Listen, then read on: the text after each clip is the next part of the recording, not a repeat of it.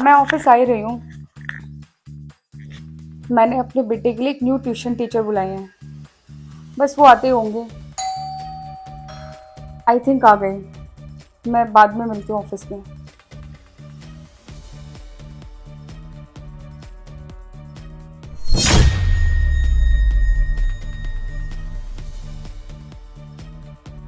आप कौन? वो आपने चिंटू के लिए न्यू ट्यूशन टीचर के लिए अप्लाई किया था ना, मैं वही हूँ। आप सत्येंद्र हैं? जी। ओके, आइए अंदर। एक मिनट, आप अपनी स्लीपर बाहर उतार दीजिए। तो एक्चुअली मैं बाहर की स्लीपर अंदर यूज़ नहीं करती।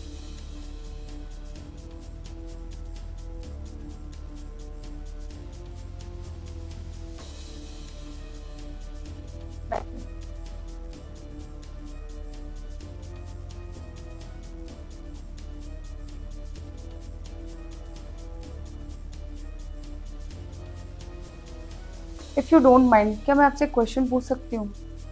जी मैम, बिल्कुल। क्या आप मेरे बेटे को पढ़ा सकते हैं? हाँ मैम, क्यों नहीं। मैं एक एक्सपीरियंस टीचर हूँ। मैं काफ़ी बच्चों को ट्यूशन पढ़ा चुका हूँ और प्रेजेंट में पढ़ा भी रहा हूँ। ओके फाइन, मैं समझ गई। इंग्लिश में एक कोट है, मैं तुम्हें हिंदी में बता देती हूँ। इंसान की पहचान उसके जूतों से होती है। और तुम बुरा मत मानना, तुम्हें देखकर ऐसा लगता है तुम किसी गांव से बिलोंग करते हो।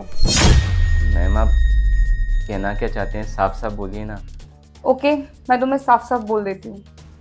मेरा बेटा आईसीएससी बोर्ड से है।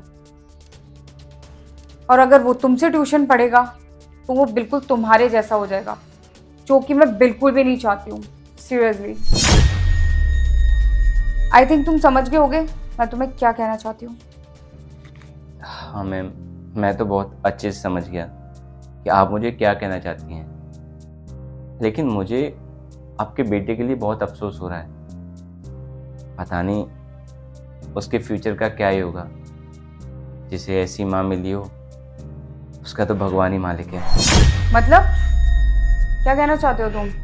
मैं क्या कहना चाहता हूँ मैम, आपने मुझे इतना सब कुछ कहा और मैंने आपको बिना डिस्टर्ब किए सुना। अब मैं भी आपसे कुछ कहना चाहता हूँ, तो आप भी मुझे बिना रोके सुनिएगा। बोलिए। दरअसल बच्चे की पहली गुरु उसकी माँ होती है, लेकिन अगर माँ आप जैसी हो तो बच्चे का क्या ही होगा। आपने मुझे मेरे कपड़े देख के जज कर दिया, गवार समझ लिया।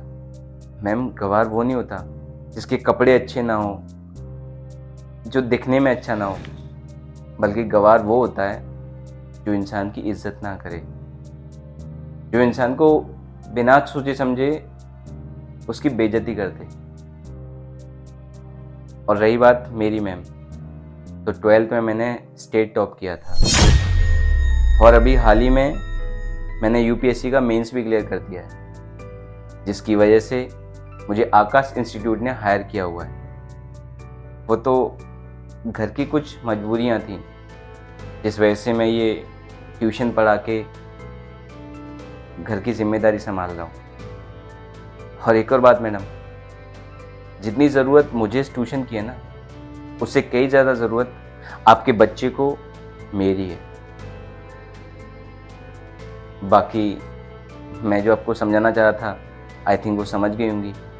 चलता हूँ ma'am, have a nice day. सुनिए। ठीक, बोलिए।